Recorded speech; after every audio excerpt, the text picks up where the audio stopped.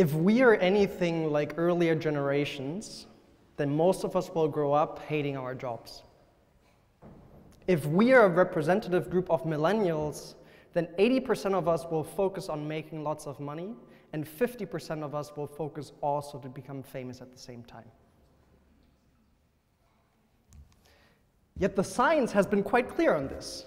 For centuries now, we've become richer, but we haven't become a single bit happier. What the science is saying is that a lack of basic human resources contributes to unhappiness, but extra material resources don't contribute to happiness. Or said differently, you can make lots of money until 70K and it will make you happier. After 70,000 euros a year, you will not become a single bit happier from an extra euro that you're making. I believe we see evidence of that every day. Turn on the radio and it's Monday and everybody's hating it. It's 5 more days until finally it's weekend and we can enjoy our lives. Then on Wednesday, yes, we've reached the peak. It's only 2 more days until we can finally, I don't know, do the things that we really enjoy doing. And then on Friday, we all celebrate, yes, it's weekend. And on Sunday, we're mainly busy again worrying about it being Monday tomorrow. If you go into the average office today, what do you see? You see people coming in the morning hating what they're doing, just barely surviving until lunch break. Then after lunch break, everybody certainly starts counting down the hours. When am I finally going to be done? When can I finally start living my life? And an hour or 2 before everybody starts finishing their shift, you go to the toilet once more, you start cleaning up your desk, you in mind go over the route that you're going to take to your car that you have in hundreds of empirical studies already optimized, and then finally it's time, the clock is ticking, you're running to your car, you're driving home and living your life.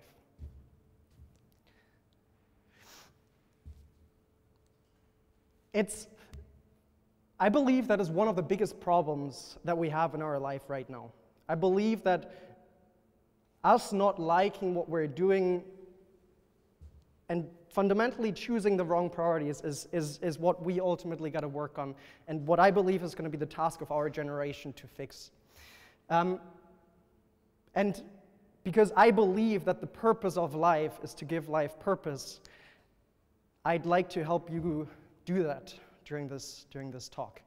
Let's first look at what the science of happiness is actually telling us, what the science of well-being is telling us. The first concept that I'd like to tell you about is the one that I believe is most intuitive as well. It's by Mihaly, and then it's a last name that I can't pronounce. I put it at the bottom of the quote. The quote that he's using to describe something that he coined and calls flow is this: you are in an ecstatic state to such a point that you feel as though you almost don't exist. I've experienced this time and again. My hand seems devoid of myself, and I have nothing to do with what is happening. I just sit there watching in a state of awe and wonderment, and the music just flows out of itself. I believe flow is something we've all experienced. It's the times in which we lose all track of time, in which we lose sense of who we are, of what things are just happening. And all of a sudden, it's 2 hours later, and you've come out of whatever you were doing, being a different person all of a sudden. Some of us have it while we're snowboarding, others have it while they're writing, others have it while they're designing a website, others have it while they're building a company or designing a new piece of art. It doesn't matter, but we all know this kind of feeling that we're having there. And for me, the frequency in which I get to experience this flow, get to experience not being, get to experience just doing and creating, is one of the most amazing ways for me to understand is what I am doing right now actually what I'm supposed to do, what I want to do. The frequency in which I experience flow tells me if the environment that I'm in and if the people that I'm spending time with are the ones that I should actually be spending time with. Ultimately, in its most simple form, this is what Mihaly, Yeah, sorry, Mihaly, that I don't know how to pronounce your last name. What is ultimately what it comes down to, how he explains flow, is it being the perfect balance between skill and challenge. That perfect balance in which you lose everything else and are just doing that one thing. It's not too not too difficult, because it then quickly becomes arousal or anxiety, and it's not too easy. You're not too skilled for it, because otherwise it quickly becomes control, relaxation, or boredom. This is how people describe what flow feels like. And the surprising thing is that these guys have interviewed hundreds and thousands of people all around the world, no matter what ethnicity, their age, their economic basis. It doesn't matter. Think of whatever differentiates us as human beings. We all describe this in the same way. And with all of us describing this in the same way, what this tells me is that we are born with the capability of experiencing flow. We are born with the capability of experiencing that kind of happiness. And so if we can create environments that make us feel the way we feel right now, then we should certainly, knowing this, also be able to create environments in which we feel flow and in which we have more positive experiences. Nowadays, there are more and more companies that are actually building their cultures based on this. Sony was founded based on this statement: to establish a place of work where engineers can feel the joy of technical innovation, be aware of their mission to society, and work to their heart's content.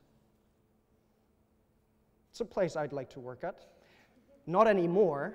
I don't think that they were actually very great at executing on this. But if someone were to tell me that this is the place you can go work at, man, I'd like to do that. I think that's ultimately what the startup scene, what the whole startup cult was at least partially about. It was about people believing in something, sitting together and somehow figuring this out, starting with whatever you can start with something that hopefully has the right balance between challenge and skill, and then as you progress and learn more, the challenge becomes bigger, and oops, you have created an environment for you in which you can continuously experience flow. I think most notably, the company that really started to teach us a lot about cultures at companies and what we can do for those cultures to allow us to enjoy life more is Zappos. They were the first company to realize or dare that to make their culture and the way their employees were feeling the priority of the company. Nothing else matters more than that. Nothing.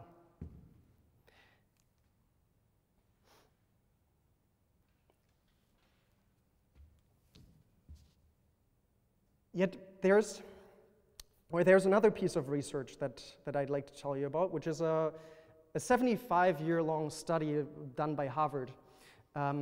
They're still continuing it now, with hundreds of people, all kinds of different backgrounds. And what they wanted to look at was what makes those people ultimately happy.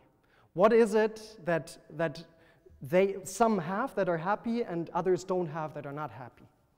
And they found but one thing to matter above all else, and that was that good relationships keep us happier and healthier. So with that first finding, if I ask you, how much time are you truly spending thinking about the next, the company that you're going to work at, how's that going to look like on your CV? What kind of title might you be getting? How big is the team that you might ultimately end up leading? And how much in comparison are you thinking about who are the people that I'm going to be working with? What are their values? Why are they here? Who's my boss? What's the interest of that boss? Does he just want to, go and climb up the ladder, or does he have a real reason to be there? And is he interested in sharing that reason with you and giving you a way to also develop your own reason to wake up in the morning and go work at that company, so that you're not one of those people that lives 5/7 of their life in order to enjoy 2/7 of their life? I believe that ultimately, if you want to prioritize your happiness, if you truly want to do that, then you spend more time getting to know the people that you will be working with than thinking about the salary that you're getting, etc., etc., etc. You spend time on the people that you will be working with. Particularly at your or our age right now, that's what ultimately counts. What kind of people are going to be working there with them? What kind of chance do you have to build a relationship with them that ultimately maybe even makes you happier?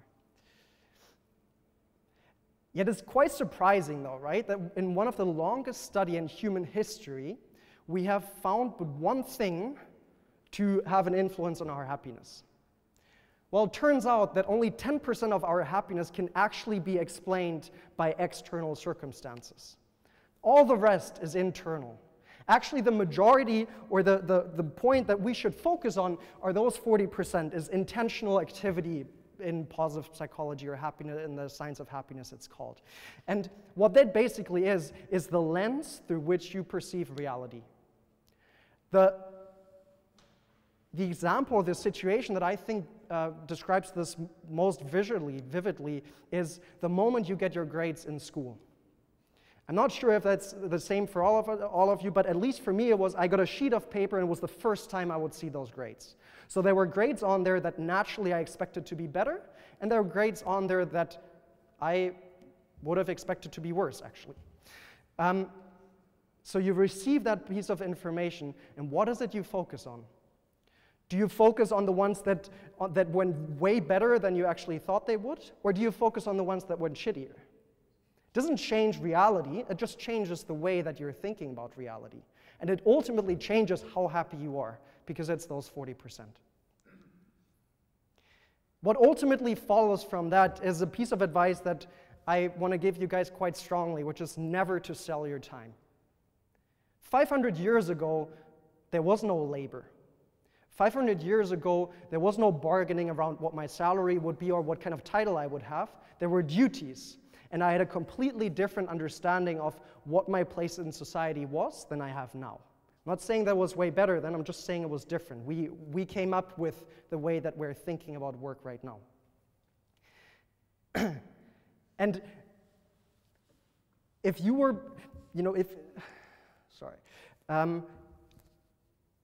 because if you were selling your time, like it made sense to do that during the industrialization, right? I could, if you were able to assemble a shoe, if I just gave you the parts in 1 hour, and I would know what the parts cost, and I would know how much I can sell the shoe for, then I can tell you how much your labor is worth. That's not how my productivity nowadays works, though. I don't believe that's how the productivity of anyone working creatively works. It's not constant. It goes up and down, and it's very hard for us to control. So I believe the moment that you start selling your time, you start living in a frame in which you basically do what I believe most other people are doing, which is to finance the parts of your life in which you're not working so that you can be happy there. And ultimately, what I learned as I went through life as well is, if you're miserable at work, then your work will be miserable. Let me explain what I mean with that.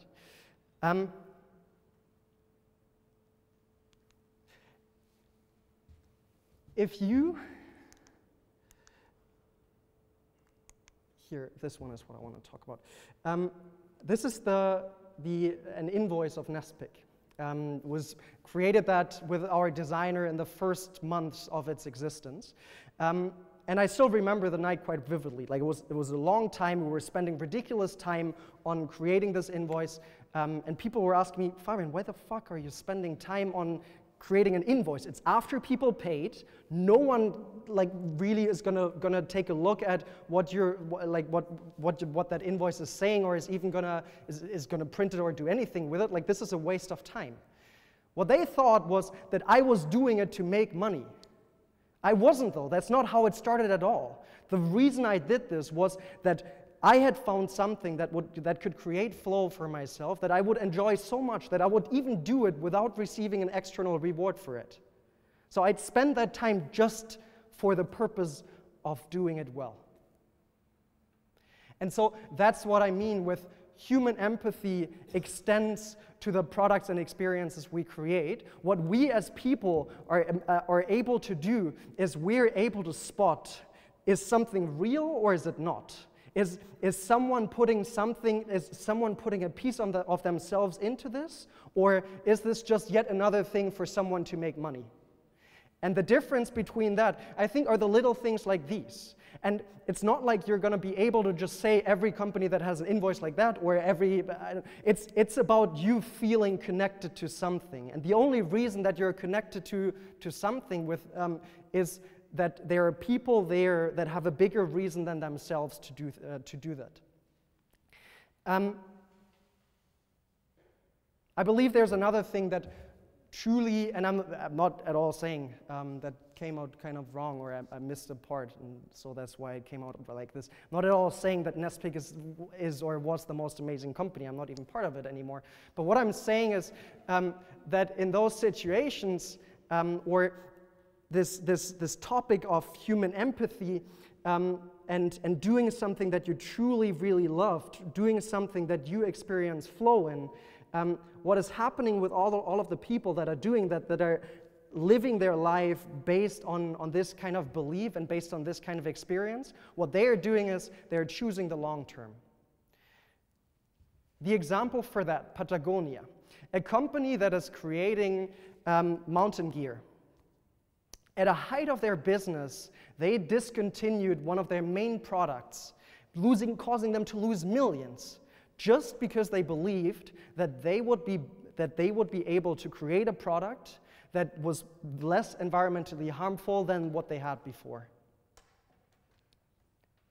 40 years later now, that paid off tenfold. They're now doing more than 800 million, and more importantly, they have created a place that people can trust and that people can believe in, because what they have done, contrary to most other companies or people out there, is they have lived their values. They have said that we put the environment over making these profits with our main product right now. We'll take those losses because we're not doing it for the money. There's a different reason for us to do it.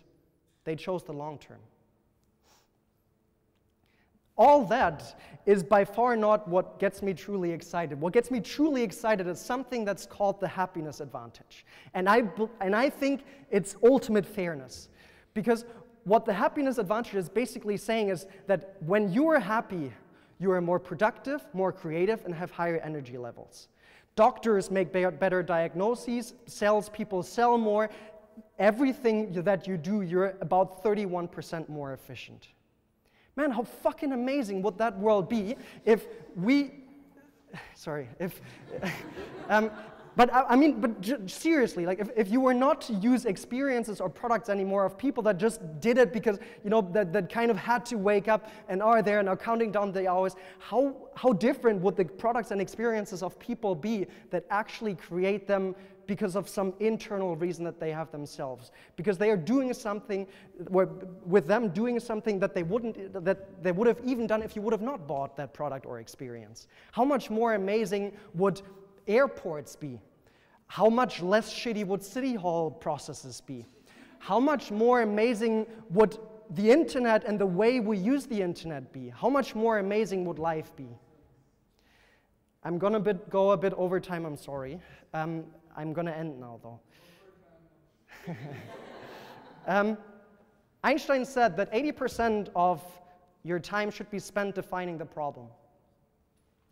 If I asked you, how much time have you truly spent figuring out what it is that you really like, figuring out what it is that you experience flow in, figuring out what it is that makes you want to get up in the morning? And once you have found that, please continue focusing on that. Because once we're able to define the problem so well, once we understand exactly what it is that we want to do, we can create lives, societies, worlds that are optimized exactly for that outcome. We just need to know what we actually want.